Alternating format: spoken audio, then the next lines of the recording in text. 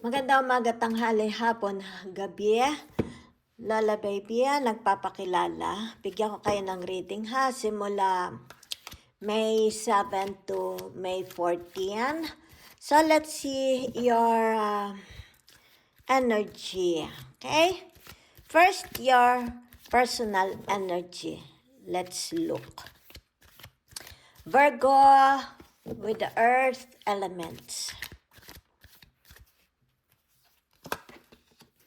Okay, you are praying. Okay? So, what are you praying? Yan ha, okay.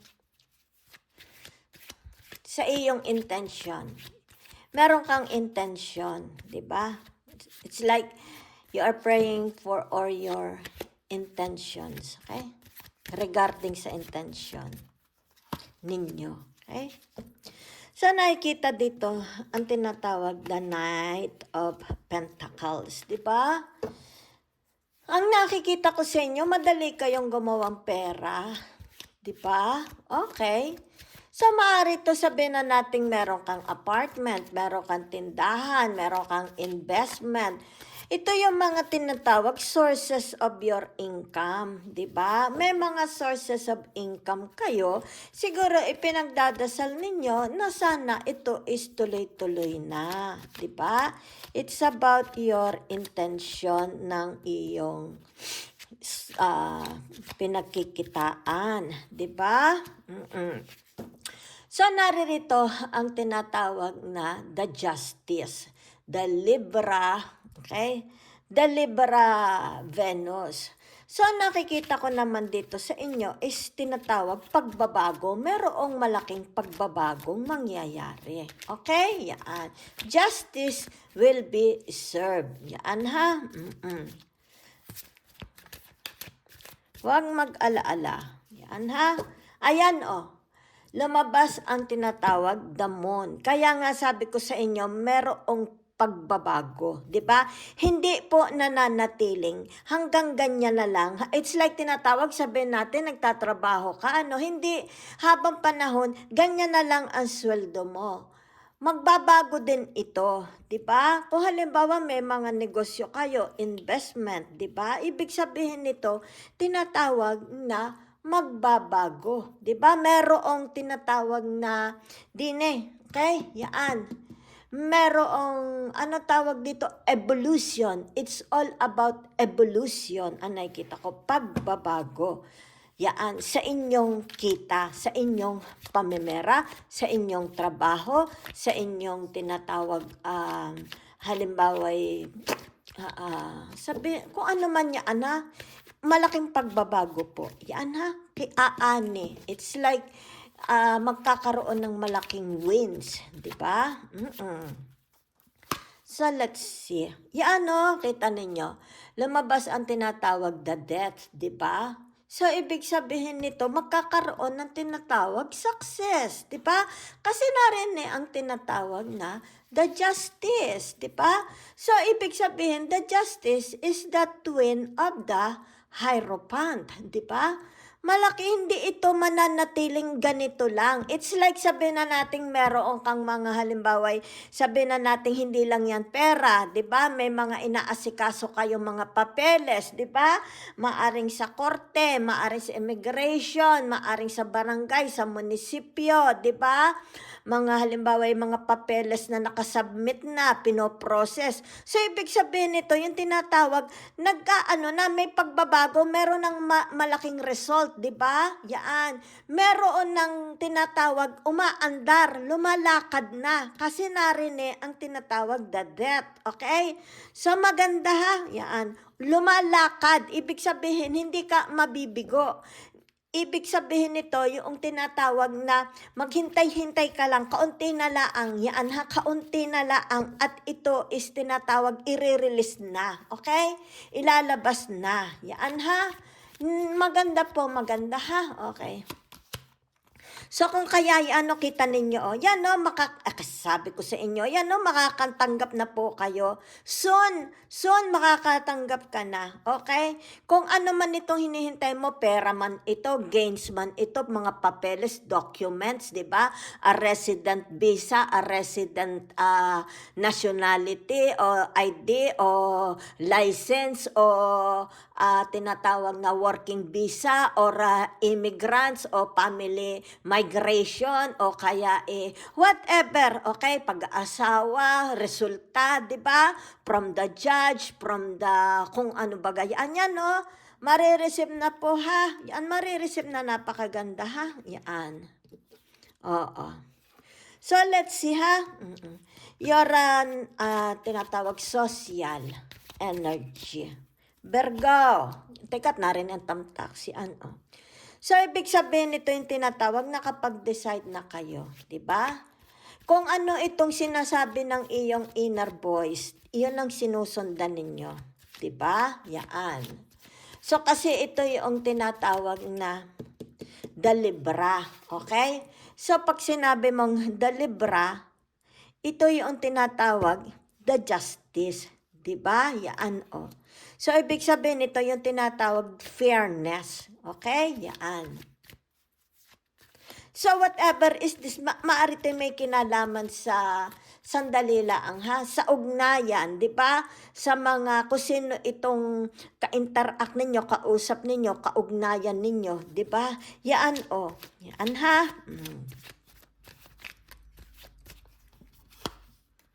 Yan. So, whatever is this, it's like tinatawag dito, meron dito, okay? Yan ha. Matagal siyang hindi pinagsalita, di ba? Kumbaga dito pinagbawalan siyang magsalita. Pinagbawalan siyang mga tuwiran. Pinagbawalan siya ng karapatan. Dito kasi, di ba? Yan. Pinagbawalan. Yan ha. Inalisan siya ng karapatang magdesisyon, di ba? Magsalita, umarte, di ba? Dito, okay? So, ibig sabihin nito, yan, okay? Yan, magkakaroon ng tinatawag na, yan, justice, diba? Justice will be served. So, it's about time, ikaw naman ngayon, diba? It's like tinatawag, halimbawa ko sa trabaho, diba? It's like pinatahimik ka. Kumbaga kung sino itong nagpatahimik sa iyo, sino itong mga kasama mo nagpatahimik sa iyo. So, ibig sabihin ito, kaya lumabas ito, itong tatlong ito. Ito ha, ito na ngayon, this is your time para naman ikaw naman ang magsalita. Diba? It's like nakikita dito, they're being very, very unfair. Napaka-unfair nila sa inyo, but this time, not anymore. Kumbaga dito yung tinatawag, lumakas na ang loob mo. Nakita mo ang katotohanan. Ibig sabihin nito yung tinatawag, nagkakaroon ng evolution. Kasi dito nagkaroon ng evolution, di ba? Hindi ka nananatiling tinatawag na maliit lang, di ba? Kumbaga dito para bagang, kasi kita mo dito yung lobster, di ba? Pwede yung lobster, yung crawfish, di ba? Yung crawfish, naging lobster. Kung dati ikaw is crawfish, kung alam mo yung crawfish, maliliit lang, dahil sa tagal ng panahon, nagkaroon ng evolution, di ba? So, ibig sabihin, lobster ka na. Okay? So, ibig sabihin nito, hindi ka natakot. Di ba? Yan. Ibig sabihin nito, yung pagbabago. Nagkaroon ng malaking pagbabago. Okay? So, let's see. So, ibig sabihin nito, yung tinatawag na malakas na ang loob mo. Diba? Yan. Kung noong una, ikaw is hindi nagsasalita, diba?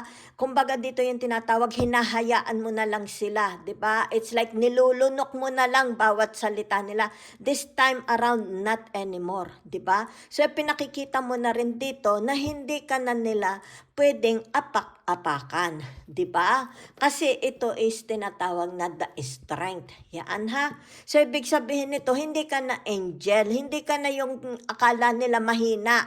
Mahina ka, 'di ba? The very weak Virgo. Pero ngayon you're no longer a very weak Virgo. Ito na pinakikita dito. You have tinatawag the devil side of the Virgo. Hindi nyo alam kung sino ako, 'di ba? Kung sino itong ginaganito mo. So you will show them, 'di ba? Kasi dito na siya, 'di ba? Kumbaga dito yung tinatawag, hindi ka natameme, hindi ka natahimik. Ipakikita mo who the Virgo is. They are dealing, 'di ba? So kaya nga dito nagkaroon ng evolusyon 'di ba? Yan itong tatlong ito nagkaroon ng evolusyon. Okay? So let's see, ito ang tinatawag na the chariot, di ba? So ibig sabihin ng the chariot, ibig sabihin nito, you are ready na, di ba? You are ready to, halimbawa, sabihin na natin sa pagta-travel, maybe for some of you here, sabihin na natin travel, you will live, halimbawa sabihin na natin, you will live your country, you will live your job, you will live a relationship, you will live a marriage, you will live your business, kung ano man ito, di ba? You will live. Ibig sabihin nito, nobody can stop you. 'Di ba? Hindi kagaya noon. It's like tinatawag pag sinabi sa iyo siguro upo ka diyan, 'di ba? Huwag kang aalis, diyan ka lang. Pero not now anymore. Dahil kasi nagkaroon ng evolution, 'di ba? Nagkaroon na kayo ng evolution. It's like tinatawag from muning naging pusa ka na, 'di ba? Kaya nga dito kita mo dito yung tinatawag from tamed dog naging wild dog ka na, 'di ba? Kumbaga dito yung tinatawag, hinog na hinog. Marami ka na na-experience sa mundo. Marami ka nang na sa mundo. Okay? So, it's about tinatawag movement, transportation. Maybe you will live, di ba? By air, by land, by sea, by train, di ba? Kung ano man yan. Maybe you will be the owner, di ba? Maaring ikaw na ang magiging bagong owner ng kumpanya, magiging owner ng business, magiging owner sa bahay na ito, di ba?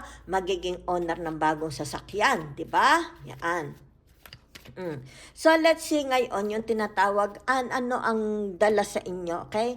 Meron ba kayo ano ang may expect ninyo? Meron ba kayong dapat malaman, ma-expect o kaya'y tagumpay or result, success, provision?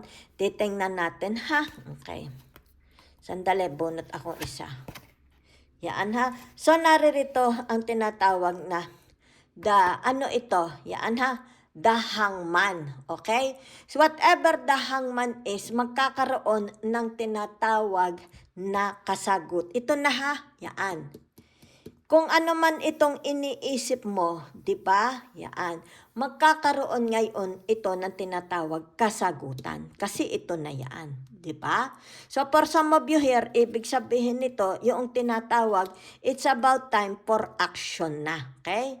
So ibig sabihin nito, yung tinatawag grabbing this opportunity. This about time. Ibig sabihin, ito na ang oras. Okay? To grab good opportunity. Para ito'y isagawa, isa aksyon. Di ba?